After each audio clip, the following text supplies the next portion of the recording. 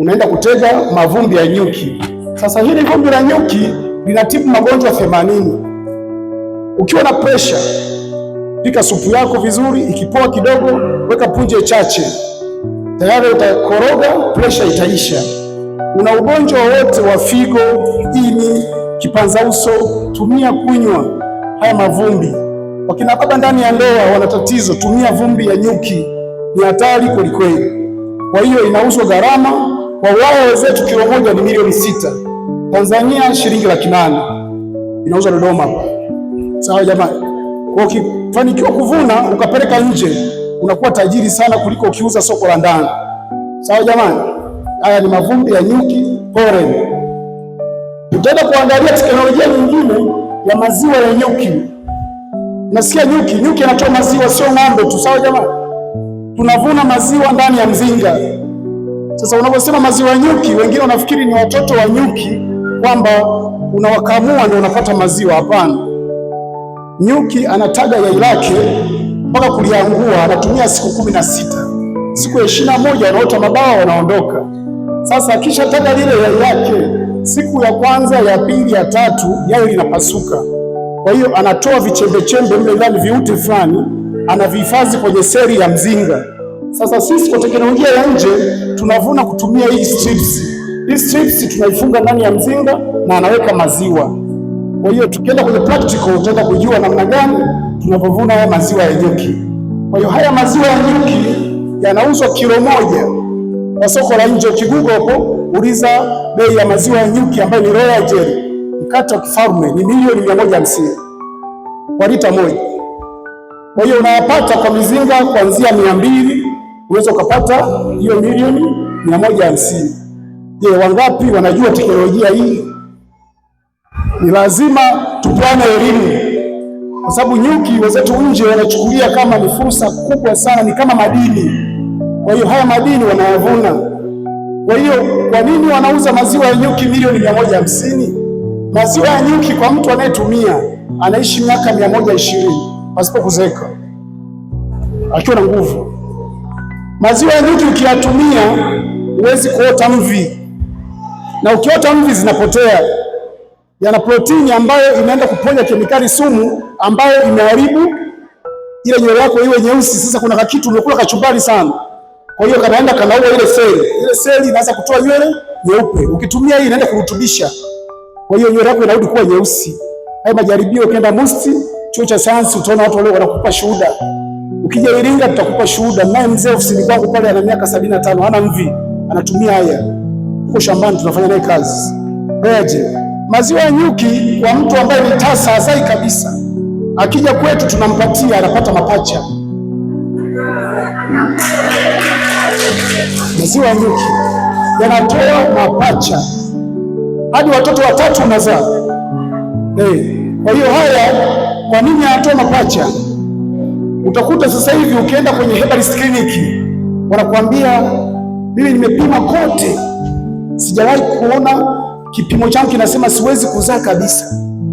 Anakwenda kwa kina Dr. Mwaka au Dr. Lupimo kule, anaambiwa jamani, mimi mwenzenu hapa si dawa za asili kama hizo mkatengenezea.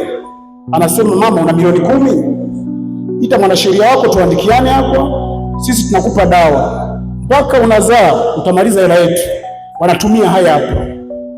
Wanaokwenda hospitali moja kwa Sinza, Dar es Salaam, wanafanya hiyo kazi. Dr. Msiba, wewe ukija kama una tatizo la uzazi, nakupa namba ya Dr. Msiba pale Sinza, Dar es Salaam, analaza kabisa na anakutumia hii na unapata mapacha na unazaa.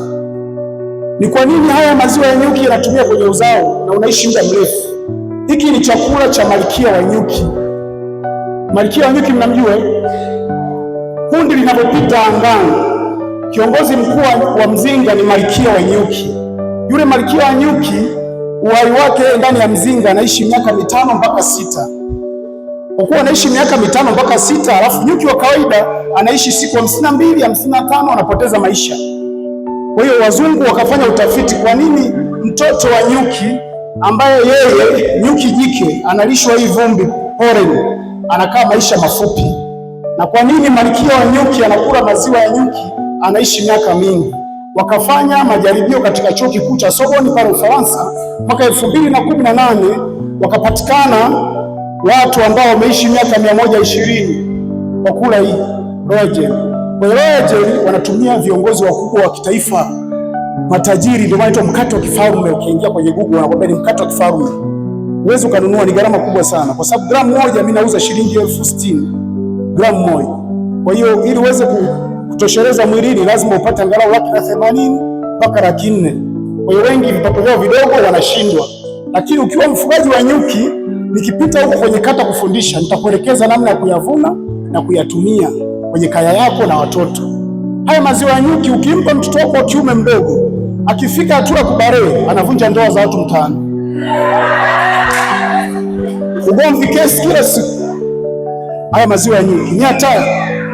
Kwa hiyo wengi wanapendea kutumia asali, lakini kuna mazao yenye faida kubwa kwenye familia. Kwa hiyo ujue kabisa maziwa ya nyuki sio mchezo. Kwa hiyo yanaishi kwa muda mrefu. Tuna zao lingine la asali. Hili zao la asali ni zao ambalo tunasema ni kama la 4, ambalo nyuki anatengeneza kupitia mfumo wa maji matamu yaliyopo katika maua. Anakwenda kuchukua kwenye maua ya maboga mle, maua ya tiba zote anaenda kuweka kwenye matundu ya sega. Kwa hiyo ikisha komaa tunavuna. Sasa hii asali, kwa nini tunapenda kuomba jamii itumie asali? Asali inatibu magonjwa hata zaidi ya 120. Leo nitakwambia ugonjwa ambao unamsumbua mtu aweze kupona. Watu wengi wanasumbuliwa na kichwa. Kichwa kinamuuma sana. Sasa hii asali inatakiwa uikanyaje kwenye miguu. Unachukua mkono mmoja wa chumvi ya mawe, unachukua asali yako vijiko 6, maji lita 1, unachanganya ile chumvi ya mawe na asali vijiko 6, unakanyaga. Ndani ya dakika 25 kichwa kinapona, utapiga simu mwenyewe. Chukua chumvi ya mawe mkono mmoja, weka katika maji baridi lita 1, weka vijiko 6 vya asali, weka kwenye dishi lako, ingiza miguu yako, toa socks, kanyaga dakika 25. Sawa, ukiweza 30, kichwa chako hakitauma tena. Asali yenyewe mbichi yoyote ambayo ni original, imehifadhiwa vizuri, haijaribika madini yake. Kwa hiyo tayari utaweza kufanya nini? Kupona kipanza uso. Kuna tatizo, watu hapa hawatumii maharage, hawatumii dagaa, wanasema vidonda vya tumbo. Vidonda vya tumbo tiba yake nakupatia leo hapa, andika kama una karatasi. Hiyo dawa inauzwa lita 1,080. Ukitoa siri utajua mwenyewe. Mimi nakupa hiyo dawa. Unachukua asali yako lita 1 kama hiyo. Sawa? Asali lita 1 ya nyuki wadogo au nyuki wakubwa. Tumia asali zozote. Kisha hakikisha kwamba umechukua asali yako lita 1, utaenda kuchukua ile mbegu ya parachichi, mnaijua? Imeisagwa hii hapa. Inaitwa avocado hii powder. Chukua mbegu za parachichi zile, zioshe vizuri, umezianika, umetwanga, umechekecha vumbi lake. Unachukua kikopo kama hicho, unakiona? Kikombe cha chai. Unachanganya kwenye lita 1 ya asali, unakoroga. Ukikoroga, unaanza kutumia vijiko 2 asubuhi, mchana na jioni. Siku 7 utanipigia simu, vidonda vya tumbo hapa sugu vimeisha vyote. Sawa jamani? Hiyo sasa ukija mtu unataka kumuuzia, unamwambia bwana 80,000, kwa sababu nathibitisha nimeshaponyesha watu zaidi ya 100 kwa vidonda vya tumbo. Unachukua zile peke za ndani, unaweza katwanga hii poda, ukapata kikombe cha chai kijae, alafu unakoroga katika mchanganyiko wa lita 1 ya asali. Unaanza kutumia ndani ya siku 7 mpaka 14. Kapime hospitalini, vidonda vya tumbo vitakuwa vimeisha. Hiyo dawa huwa nawaambia watu vijijini, mikoani, Dodoma, nimetembea Morogoro, na wanatoa shuhuda kwamba leo umeniachia utajiri.